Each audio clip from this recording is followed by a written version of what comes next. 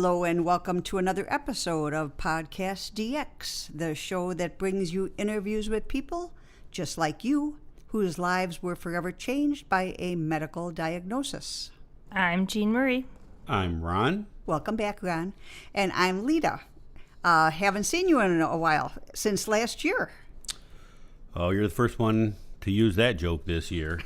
Back at you. Yeah, I know I've been a little AWOL lately, but I do have an upcoming archery tournament in Vegas in a couple of weeks. So I've been kind of working on that, and I appreciate your patience. That's okay. We've been holding down the fort, as they say. And I do appreciate all your assistance as well in the matter. That's okay.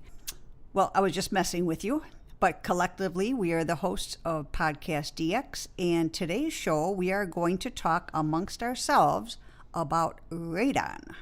Radar, like Corporal Walter Radar O'Reilly from the TV series MASH. I love MASH, but no. We're going to talk about the stuff that kills bugs dead. No, radon. Oh, the colorless, odorless radioactive gas that might be lurking in your home right now. Yes, radon. Okay. According to the American Cancer Society, radon is present outdoors and indoors. It is normally found at very low levels in outdoor air and in drinking water from rivers, lakes, and wells. I had to throw that in there because it's in our well. It can be found at higher levels in the air, in houses and other buildings as well as underground sources, such as well water, which I already mentioned that. Okay, so it can be found indoors, outdoors, and in water, and it's a radioactive gas. So I guess that means it's bad for you to breathe in? You bet. Radon forms naturally when uranium, thorium, or radium, which are all radioactive materials, they break down in rocks, soil, and also in groundwater. Absolutely right, Ron. And I guess you've been looking at the CDC website as well? Of course I have. They also said there that people that can be exposed to radon primarily from breathing it through cracks and gaps in buildings as well as homes. Because radon comes naturally from the earth, people are always exposed to it.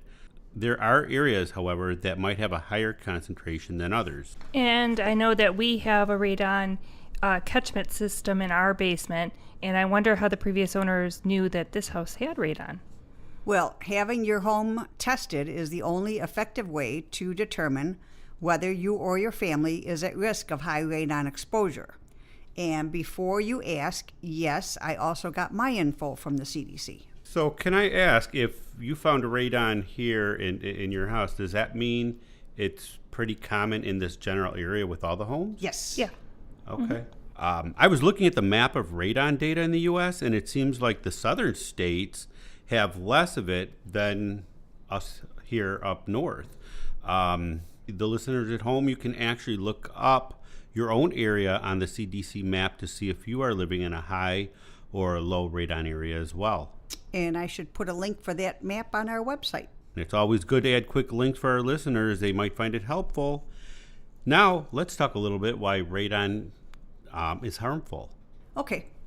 So, first, when you breathe in radon, radioactive particles get trapped in your lungs and increase the risk of developing lung cancer.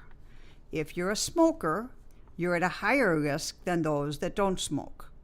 Your chances of getting lung cancer from radon mostly depend on three things: how much radon is in the home, how much time you spend in the home, and whether you are or have ever been a smoker, whether you burn wood, coal, or other substances that add carcinogenic particles to the indoor air. Right. And so people that spend most of their time at home are at a greater risk. I guess home is not only where the heart is, it's also where the radioactive material that could be causing cancer is. Yes, that's true. Okay.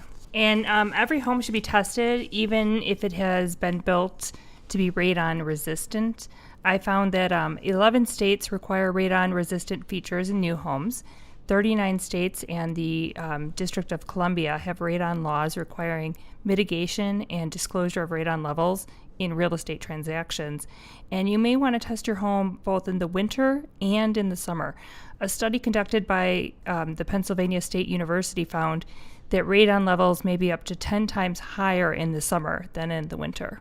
The EPA strongly recommends that you have a professional install a radon mitigation system if your home radon test results is 4 picocuries or more.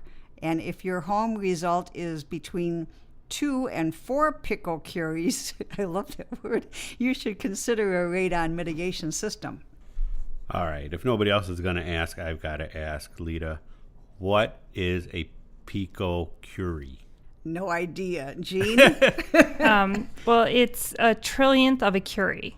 Oh, okay. Whew. That sums it up. Well, our listeners cannot see us looking at you right now, Gene. No, nor can they gather from the looks on our faces that, we're still clueless. Gene, can you go a little bit more in depth? What's it all about? Sure. A curie is a measure of radioactivity of 1 gram of radium. So as radium decays, it decays at a rate of about 2.2 trillion disintegrations per minute. And picocurie represents 2.2 disintegrations per minute. So in other words, it's a unit of measure for radioactivity. And there are specially trained service providers that will come out and test and provide mitigation or fix a radon problem in your home. And you can also purchase radon detectors and measurement things online. And I would go to your state and see, because all you have to do is contact the state's radon program for help, and they'll help you find qualified professionals in your area. Well, we know that radon can cause cancer, but exactly how dangerous is it? Well, radon is suspected to be responsible for about 21,000 lung cancer deaths per year. It's the number 1 cause of lung cancer deaths among non-smokers. In water, it is less likely to cause a problem. Only about 20 of 13,000 stomach cancer deaths were actually the result of drinking radon-contaminated water. Most of us get our water from city supplies and not wells anymore. Well, that's good to know. Mm-hmm. Well, preventing the inhalation of radon gases in the home should be a priority, especially when you're in areas where the radon is very high. Right. And radon gets inside the home through cracks in the solid floors, construction joints, cracks in the walls, gaps in the suspended floors, gaps around service pipes, cavities inside the walls, and besides in the drinking water if you have a well.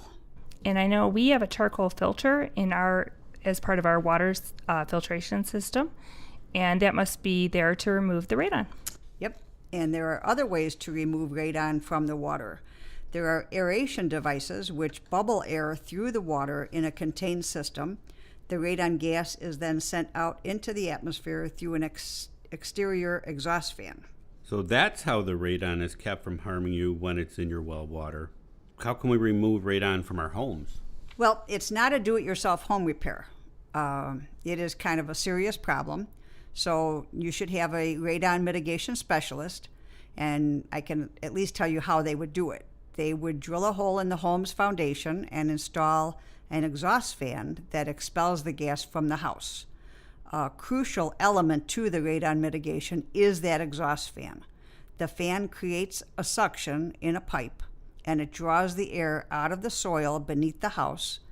It then is pushing the contaminated air out and above the house, allowing it to disperse into the atmosphere. The fan, it may be in the home's attic, just so you know if you're looking for that. Another important component of a radon mitigation system, which I never knew how this worked, but there's a pressure gauge or a manometer that's in our basement. And that's just a fluid gauge that tells you whether or not your fan is working, so you don't have to go up into the attic and see if your fan is working. Of course, after your system is installed, you will want to use a radon detector to regularly monitor the system and make sure it's actually reducing the amount of radon inside your home.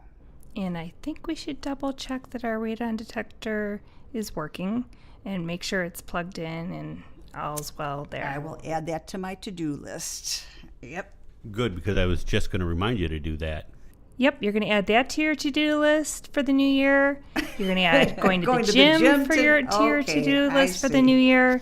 Lots of things on the new year to-do list. Okay, I guess that's why they make Radon Awareness Month in January. Right. Well, we are going to do that. And if our listeners have any questions or comments related to today's show, you can contact us at PodcastDX@yahoo.com, through our website, PodcastDX.com, on Facebook, Twitter, Pinterest, or Instagram. And if you have a moment to spare, please give us a review wherever you get your podcasts.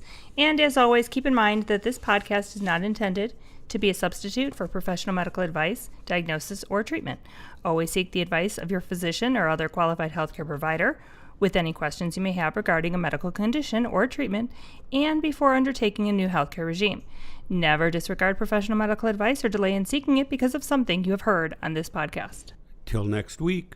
Bye-bye.